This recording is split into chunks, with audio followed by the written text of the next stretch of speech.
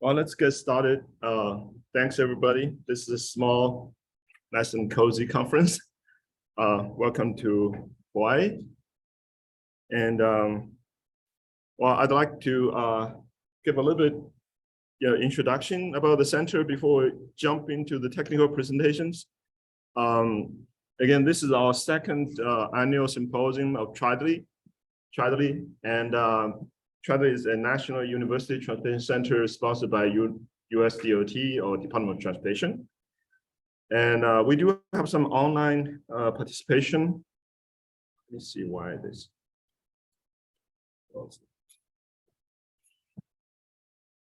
Okay, all right, thanks.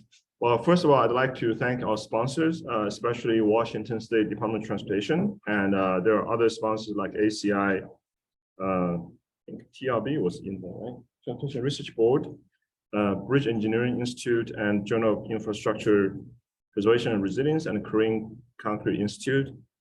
And also my thanks to the nice work done by the organizing committee chaired by Professor Jimmy Kim, and also academic committee chaired by Professor Bill Yu, and also all the members of the planning committee, including Jimmy, Bill, and also Professor Muhammad Ashur, and Professor Francisco Vestrio, and Professor Chris Pendlas. Now, the center TriDurLE is sponsored by US DOT in 2019. Because of pandemic, I think we lost some time, but we're sort of halfway through this 3-year grant.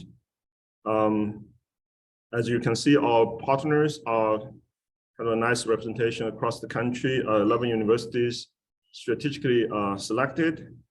They each bring their own strength in either research or outreach or education diversity.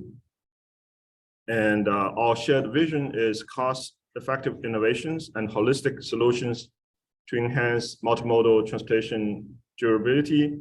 Since our goal is to achieve durable transportation infrastructure, we believe in every stage of the life cycle, there are certain best practices that could be developed or implemented, starting from design construction, and then moving on to testing, monitoring, to preservation, maintenance, and operations, and then to post-event intervention, repair, retrofitting, and rehabilitation.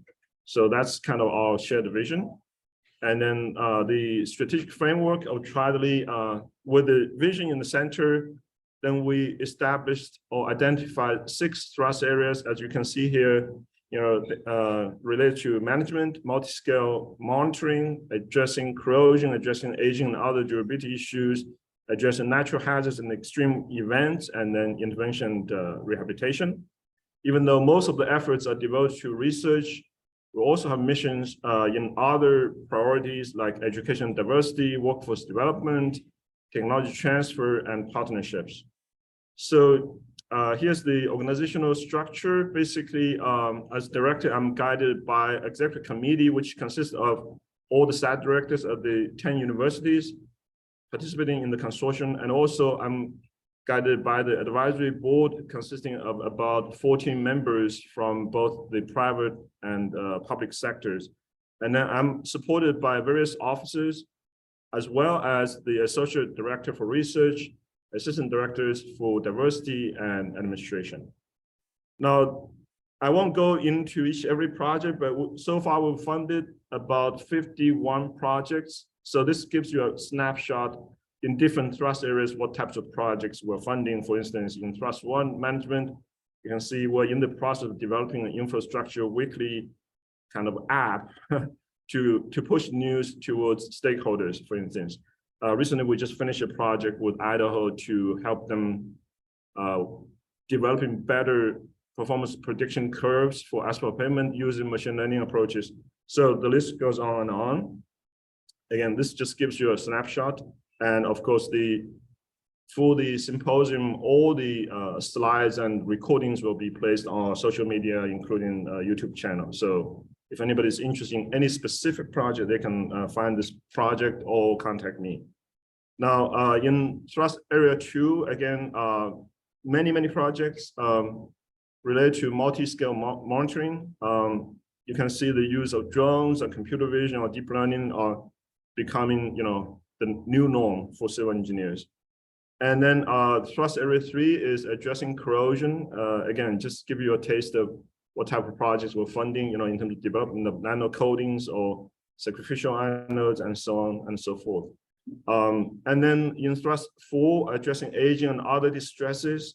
As you can see, now it's beyond corrosion. There may be some de-icer attack issues or software attack or other things, or freeze-thaw damage and so on. Yeah, actually in thrust 4, we have funded so far the most projects. So several slides here. And then thrust 5 is natural hazards and extreme events. We've funded a few projects here.